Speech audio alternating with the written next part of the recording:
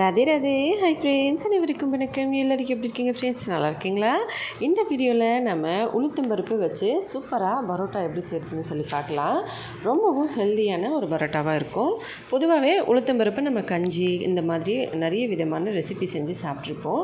ஆனால் பரோட்டா மாதிரி செஞ்சு சாப்பிட்டா கண்டிப்பாக வீட்டில் எல்லோரும் விரும்பி சாப்பிடுவாங்க. உடம்புக்கு ரொம்ப நல்லது. இப்போ எவ்வளோ உளுத்தம்பருப்புனாலும் நீங்கள் அளவுப்படி எடுத்துக்கலாங்க. இப்போ நான் கொஞ்சம் உளுத்தம்பருப்பை நல்லா ஒரு 2 மணி நேரம் ஊற வச்சு கொஞ்சமாக தண்ணி ஊற்றி நல்ல ஃபேன் பேஸ்ட்டாக அரைச்சி எடுத்துகிட்டு வந்திருக்கேன். இப்போ இதில் ஒரு 3 வேக வச்ச உருளைக்கிழங்கு நம்ம நல்லா மசிச்சுக்கணும். சாதம் செய்கிறீங்கன்னா சாதத்தில் போட்டுட்டு நீங்கள் வேக வச்சு கூட எடுத்துக்கலாம். இல்லை ஏதாவது குழம்புக்கு உருளைக்கிழங்கு வேக வைக்கிறீங்கன்னா அதில் ஒரு 2-3 எடுத்துக்கிட்டோம் நாங்கள் செய்யலாம். நான் 1 கப் அளவுக்கு உளுத்தம்பருப்பு மாவு அதை அரைச்சி அந்த மாவு எடுத்திருக்கேன். இதுக்கு ஒரு 3 உருளைக்கிழங்கு நல்லா நம்ம மேஷ் பண்ணிக்கணும். மிளகாய்த்தூள், சீரகம், உப்பு சுவைக்கு ஏற்ற மாதிரி கொஞ்சம் மஞ்சத்தூள், கொஞ்சம் கொத்தமல்லி, இது எல்லாமே ஆப்ஷனல் மட்டும்தாங்க. நீங்கள் மசாலா உளுத்தம்பருப்பாக செய்யணும், மசாலா பரோட்டா மாதிரி இருக்கணும்னாலும் இந்த ஐட்டம்ஸ்லாம் நம்ம ஆட் பண்ணுறோம். மற்றபடி நமக்கு உருளைக்கிழங்கு மட்டுமே போதும்.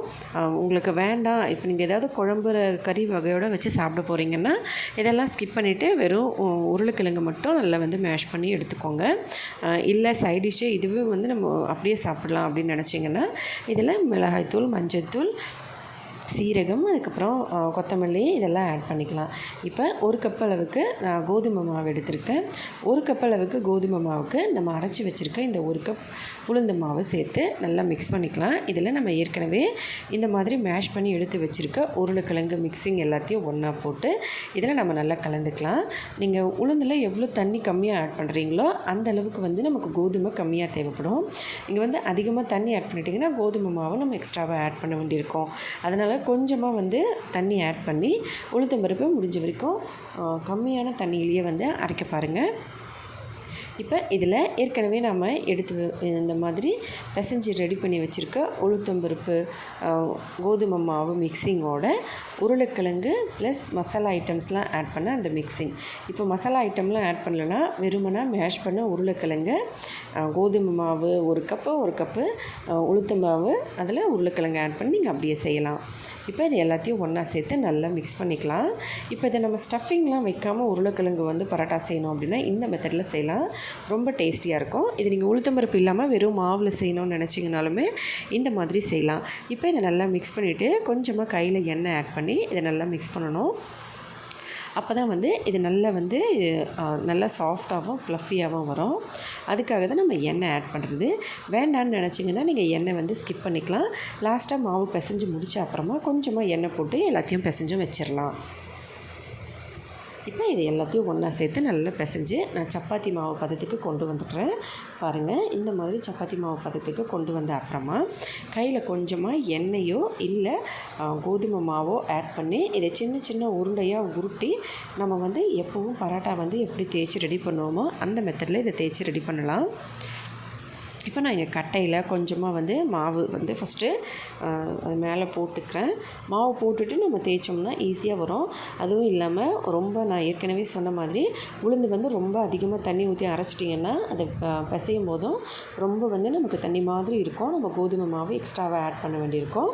அதனால் கொஞ்சமாக தண்ணி ஊற்றி அரைச்சி இந்த மாதிரி கையில் எண்ணெய் தடவி இந்த மாவு சின்ன சின்ன உருட்டையாக நான் உருட்டி எடுத்துக்கிறேன். ஃபஸ்ட்டு எல்லாத்தையும் உருட்டி வச்சுட்டு இப்போ ஒரு சின்ன இந்த மாதிரி உருண்டையை உருட்டி தட்டிக்கலாம். நம்ம எப்படி சப்பாத்தி மாவு பரோட்டா செய்கிறதுக்கு முன்னாடி செய்வோமோ அதே மாதிரி தான். இப்போ கோதுமை மாவை ஆட் பண்ணி இதை நான் நல்லா திரட்டிக்கிறேன். நீங்கள் எப்படி பரோட்டாவுக்கு மாவை திரட்டுவீங்களோ அதே மெத்தடில் நீங்கள் திரட்டிக்கலாம்.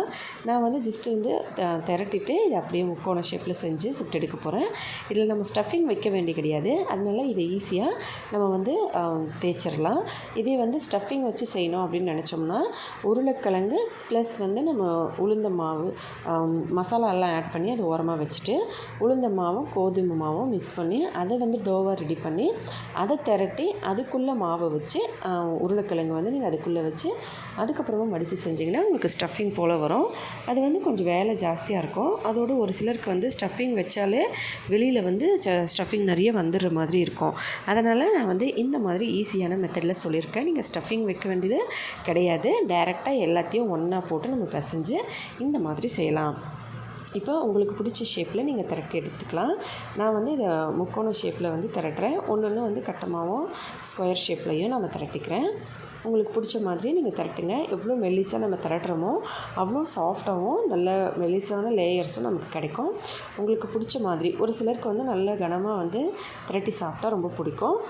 மிதமான தீயில வந்து வச்சு அதை சுட்டு எடுப்பாங்க, எண்ணெய் நல்லா போட்டு. ஒரு சிலர் வந்து ரொம்ப மெல்லிசாக இருக்கணும்னு நினைப்பாங்க பரோட்டாவே. அந்த மாதிரி உங்களுக்கு வேணும்னாலும் செஞ்சுக்கலாம். நான் வந்து நல்லா மெல்லிசாக திரட்டியிருக்கேன்.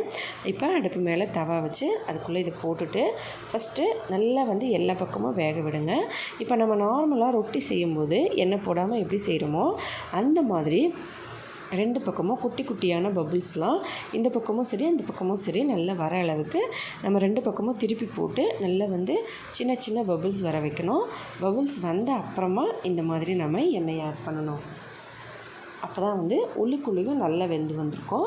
நம்ம பபுள்ஸ்லாம் வராதுக்கு முன்னாடியே எண்ணெயை ஆட் பண்ணிட்டோம்னா உள்ளுக்குள்ளே வந்து அப்படியே பச்சையாக இருக்க மாதிரி இருக்கும், நல்லா வேகவும் வேகாது. இப்போ இந்த மாதிரி 2 பக்கமும் திருப்பி போட்டு கொஞ்சம் கொஞ்சமாக எண்ணெய் போட்டு நம்ம இதை நல்லா சுட்டு எடுத்துக்கலாம். ஒரு வேளை உங்களுக்கு எண்ணெய் போடாமல் பரோட்டாவாக செய்யணும் அப்படின்னு நினச்சிங்கன்னா ஒரே லேயராக வந்து சுட்டுக்கோங்க. இப்போ நான் எப்படி ஃபஸ்ட்டு தேய்ச்சிட்டு ரவுண்டாக தேய்ச்சி அதுக்கப்புறம் மடித்த இல்லைங்களா, அந்த மடிக்காமல் ஒரே லேயராக நல்லா மெல்லிசாக தேய்ச்சி அதுக்கப்புறமா போட்டுட்டு மிதமான சூடில் வந்து சுட்டு எடுத்திங்கன்னா நார்மல் சப்பாத்தி நமக்கு எப்படி இருக்குமோ அதே மாதிரி இதுவும் வரும். ஆனால் டேஸ்ட்டு உளுத்தம்பருப்போட அந்த மசாலாவோடு சேர்த்து செம்ம டேஸ்டியாக இருக்கும். உங்களுக்கு பிடிச்ச மாதிரி நீங்கள் சாப்பிட்லாம். ஏன்னா ஒரு சிலருக்கு வந்து ஆயிலி ஐட்டம் ரொம்ப விரும்பி சாப்பிட மாட்டாங்க, செட் ஆகாது. ஒரு சிலர் வந்து நல்லா ஆயில் இருந்தால் ஓகே, எப்போயாச்சும் ஒரு தடவை சாப்பிட்லாம் அப்படின்னு சொல்லிட்டு நினைப்பாங்க. உங்களுக்கு சைட் டிஷ் வேணும்னா நீங்கள் ஜஸ்ட் லைட்டாக இதில் நார்மலாக சப்பாத்திக்கு என்ன சைட் டிஷ் செஞ்சு சாப்பிடுவீங்களோ அந்த மாதிரியும் செஞ்சு சாப்பிட்லாம். எனக்கு தெரிஞ்சு இதில் வந்து மோஸ்ட்லி நான் சைட் டிஷ் ஆட் பண்ணாமல் கூட சாப்பிட்லான்னு நினைக்கிறேன். இதை நீங்கள் அப்படியே கூட கடிச்சு சாப்பிட்லாம். இல்லைனா ஏதாவது ஒரு சாஸ் கூடவோ ஒரு சட்னி கூடவோ ஏதாவது வந்து ஒரு ட்ரையான சைட் டிஷ் கூடவோ வச்சு சாப்பிட்லாம். ஏன்னா அவ்வளோ இது வந்து உள்ளுக்குள்ளேயே டேஸ்ட்டும் அந்த மசாலா ஐட்டம்ஸ்லாம் நம்ம ஆட் பண்ணியிருக்கிறது ப்ளஸ் அந்த ஃப்ளேவருக்கும் ரொம்ப நல்லாயிருக்கும். உங்களுக்கு வேணும்னா நீங்கள் சைட் டிஷ் வச்சுக்கலாம், இல்லைன்னா அப்படியே கூட சாப்பிட்லாம். ஒரு டக்குன்னு வந்து ரெடி பண்ணணும்னு நினச்சிங்கன்னா இந்த மாதிரி ட்ரை பண்ணி பாருங்கள். அவ்வளோதான் ஃப்ரெண்ட்ஸ், சூப்பரான ஹெல்தியான உளுத்தம்பருப்பு பரோட்டா ரெடி ஆகிடுச்சு. ட்ரை பண்ணி பார்த்துட்டு மறக்காமல் கமெண்ட்ஸில் எப்படி இருந்ததுன்னு சொல்லுங்கள். இந்த மாதிரி நிறைய புதுவிதமான டிஃப்ரெண்ட்டான வீடியோ பார்க்க நம்ம சேனலை சப்ஸ்கிரைப் பண்ணி ப்ளீஸ் ஃப்ரெண்ட்ஸ் சப்போர்ட் பண்ணுங்கள். உங்களோட சப்போர்ட் நமக்கு ரொம்ப ரொம்ப முக்கியம். இந்த வீடியோ பிடிச்சிருந்தா லைக் பண்ணி ஷேர் பண்ணி ப்ளீஸ் ஃப்ரெண்ட்ஸ் சப்போர்ட் பண்ணுங்கள், சப்ஸ்கிரைப் பண்ணுங்கள். ஹெல்தியாக சாப்பிட்டு சந்தோஷமாக சேஃபாக பத்திரமா வருங்க. இதே போல் இன்னொரு வீடியோவில் பார்க்கலாம். நன்றி, வணக்கம்.